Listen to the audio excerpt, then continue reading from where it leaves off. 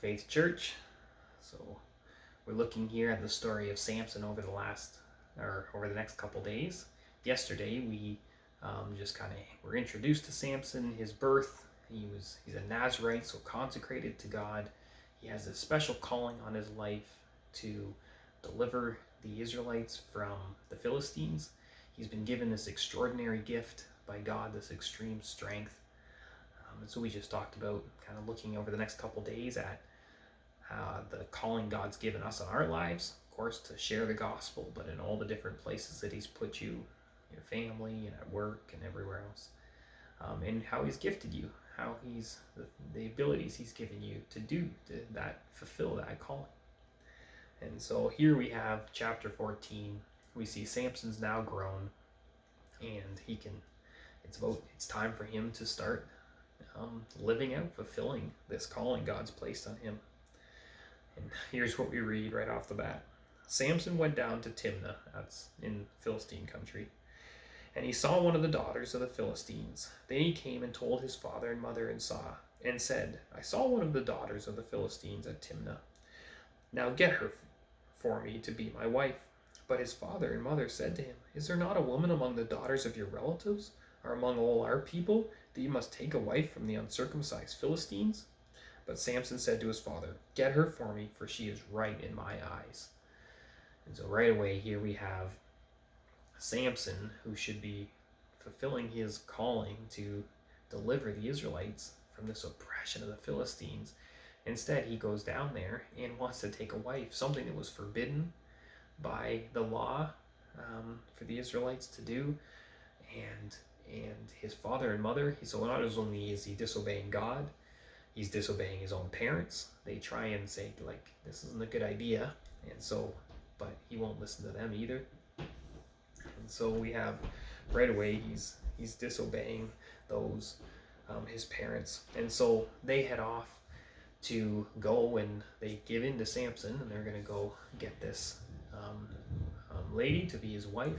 Back then you had to pay a dowry, and so his dad had to come along. So they're going towards this town, and Samson goes off into a vineyard, which again is a bad idea. You shouldn't be doing that. You're supposed to stay away from grapes, but he does it anyways. And while he's there, this lion comes to attack him, and he kills the lion with his bare hands, and then carries on. And some days later, he was going through the vineyard again, and he sees now the carcass of the lion there, and its bees have built a nest in it, and there's honey in it. And so he scoops the honey out and he eats it, and he gives some to his parents. Doesn't tell them where it's from because it's from a dead animal, and as a Nazarite, he's also not supposed to touch anything dead. And so here, right at the beginning of the story of Samson, we see him disobeying God, disobeying his parents, disobeying his Nazarite vow, or at least toying with it for sure, and disobeying with touching the dead carcass. And so all these things, already we're seeing signs of like Samson, warning signs. But he gets there, and he's having this feast. Well, he doesn't have any friends to be, like, no one else is going to go to a Philistine wedding. So the Philistines provide the custom of the time, I guess, was 30 people to be his wedding party. And so kind of in arrogance, he gives them a riddle and says, gives them this riddle. Out of the eater came something to eat, out of the strong came something sweet.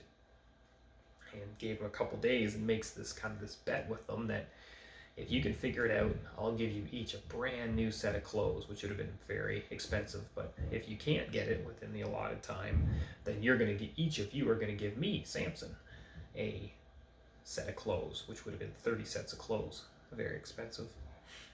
So they started the wedding celebration, which would have been like 7 days long, and they're going through this celebration, and this wedding party starts to put pressure on Samson's bride, like, you need to get him to tell us what this riddle is, or else we're going to end up paying all this. And so she bugs him and bugs him and bugs him. And it says finally on the final day, he finally tells her, and gives her the answer. And of course she goes and tells the group, the wedding party, and they come and give the right answer. What's sweeter than honey? What's stronger than a lion? And Samson's pretty upset, and he knows that his bride told them, and so he goes, and in this fit of anger, he goes out to another town and kills 30 Philistines and takes their garments right off of them and brings it back and hands it to the wedding party in order to fulfill his side of the promise.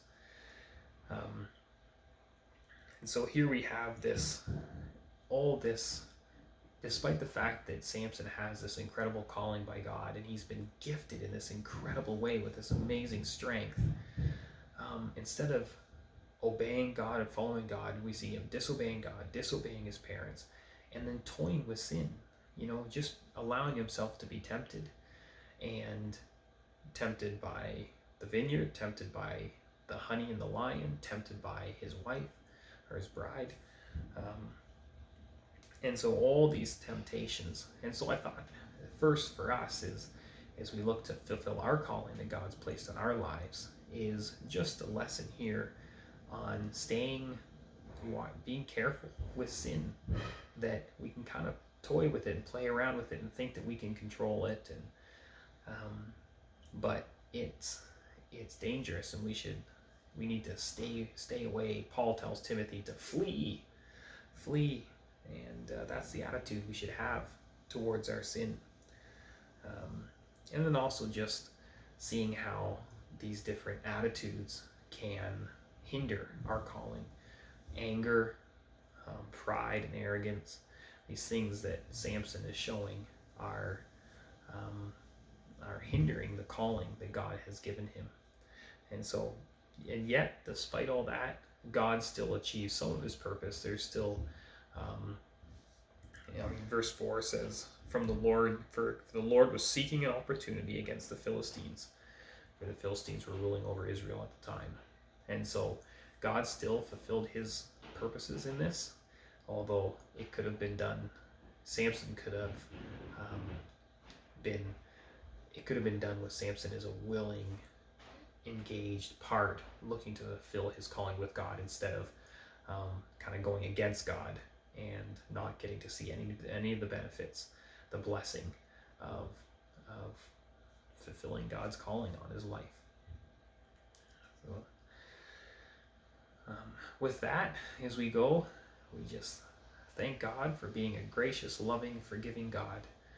And as we think about how he's gifted us and called us, and maybe some of the places where we've been playing with our sin a little bit, we pray and ask that God would help us and guard us,